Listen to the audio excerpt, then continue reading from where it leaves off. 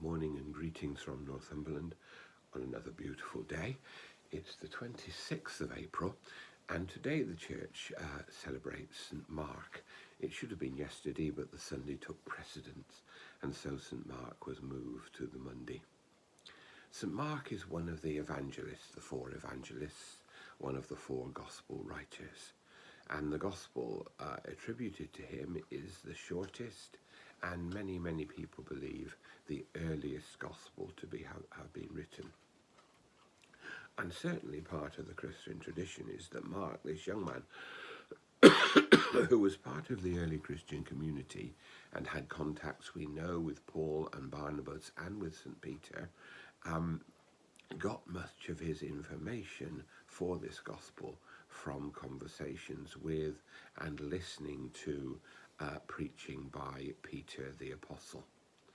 So we have this early claim for the primacy of Mark and for its roots in the experience of the early church as filtered through St. Peter. It's a very short, snappy, powerful gospel, and straight away, and this happened and that happened. It goes at a really fast pace, and you can read the gospel in a really short time, in a couple of hours at most. St. Mark is also traditionally regarded as being the first bishop of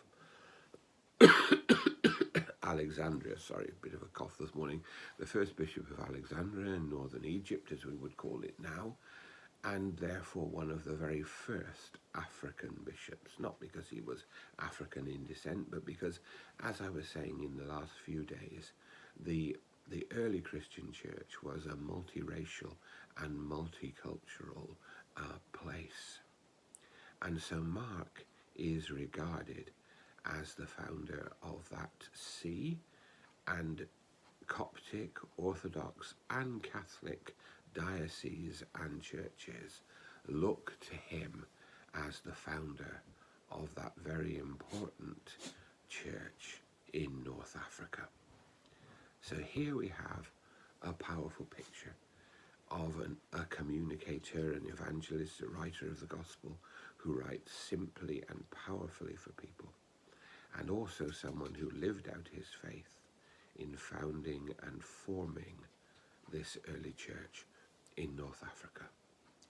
So today we give thanks for St. Mark, and we pray that as we read his gospel and as we use his gospel and as we share his message with others, that like him we may draw other people into the love of Christ. May God bless us all.